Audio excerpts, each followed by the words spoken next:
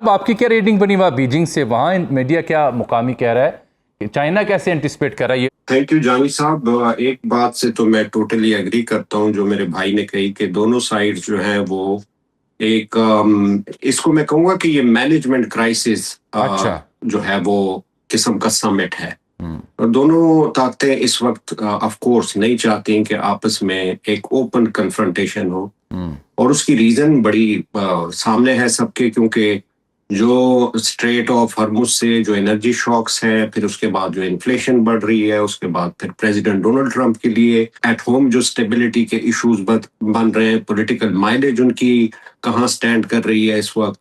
So basically Beijing जो है वो अपनी एक स्ट्रेंथ से इस मीटिंग में मिल रहा है, और जो कि बिल्कुल रिफ्लेक्ट हुआ है जिस तरीके से प्रेसिडेंट डोनाल्ड ट्रंप को रिसीव किया गया, वो एक स्ट्रेटेजिक सिग्नलिंग थी, वेरी क्लियर। जिस तरीके से आज प्रेसिडेंट शी जिनपिंग ने एक बिल्कुल रेड लाइन जो है वो प्रेसिडेंट डोनाल्ड ट्रंप के सामने रखी ताइवान के हवाले से, कि ये हमारी रेड लाइन है और इसमें फर्दर इंटरफेरेंस जो है वो सिर्फ मामलात को खराब नहीं करेंगे बल्कि कॉन्फ्लिक्ट की तरफ चले जाएंगे। हाँ, बीजिंग ये सोच रहा है कि जहां तक आपकी हमारे जो तिजारती ताल्लुकात हैं उसमें फ्लेक्सिबिलिटी है, उसमें हम कोऑपरेट कर सकते हैं, गिवन द फैक्ट कि वो जो आपने हमारे ऊपर इकोनॉमिक डीकपलिंग या जो ट्रेड एंड टैरिफ वॉर की जो कोवर्जन, इकोनॉमिक कोवर्जन जो है, अगर आपने वो कंटिन्यू रखी तो उसका मुकाबला हम करेंगे, उसका हम जवाब देंगे। लेकिन अगर आप उसमें हमारे साथ फ्लेक्सिबिलिटी शो करते हैं तो हमारे हाथ खुले हैं, हम आपके साथ फ्लेक्सिबिलिटी शो करेंगे। दोनों कंट्रीज इस वक्त एक दूसरे के ऊपर इंडिपेंडेंट हैं, और इस मीटिंग को ये भी कहा जा रहा है वॉशिंगटन के पॉइंट ऑफ व्यू से कि ये 3 B's हैं, यानी सोयाबीन्स की बात हो रही है, उसके अलावा जो है वो बीफ की बात हो रही है, और उसके अलावा बोइंग की बात हो रही है। ये वो एरियाज हैं जिसमें कुछ मेजर मेगा आप समझ सकते हैं कि ब्रेक थ्रूज एक्सपेक्टेड हैं। लेकिन स्ट्रेटेजिकली मैं समझता हूं कि ये जस्ट एक रीसेट भी नहीं है, बल्कि ये इसको एक बैलेंस क्रिएट करने की कोशिश की जा रही है ताकि दुनिया जो है वो एनर्जी शॉक वेव से बाहर आ सके।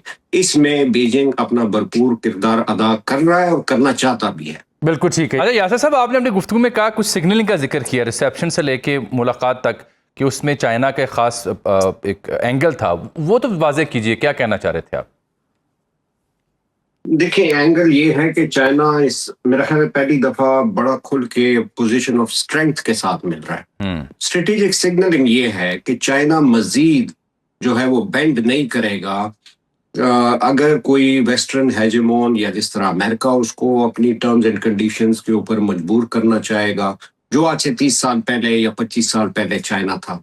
चाइना खुद को समझता है कि ये न्यू चाइना है, जो कि कोऑपरेशन तो कर सकता है और कॉन्फ्रंटेशन भी कर सकता है। मैं समझता हूँ कि ये पोजीशन ऑफ स्ट्रेंथ बीजिंग को क्यों इतनी ज्यादा महसूस हो रही है। जो ईरान वॉर है उससे बहुत सारी चीजें एक्सपोज हो गई हैं। मिसाल के तौर पे कि पूरा जो वेस्ट एशियन सिक्योरिटी इंफ्रास्ट्रक्चर है वो रीडिफाइंड होगा, इसमें ईरान का बहुत इंपॉर्टेंट रोल है। इस वजह से भी चाइना को या बीजिंग को ये महसूस हो रहा है कि उनका काफी अपर हैंड है। सही। और इसी वजह से वो कुछ चीजों के ऊपर कंप्रोमाइज करेंगे, लेकिन जो अपनी रेड लाइंस हैं उसके ऊपर कंप्रोमाइज नहीं करेंगे।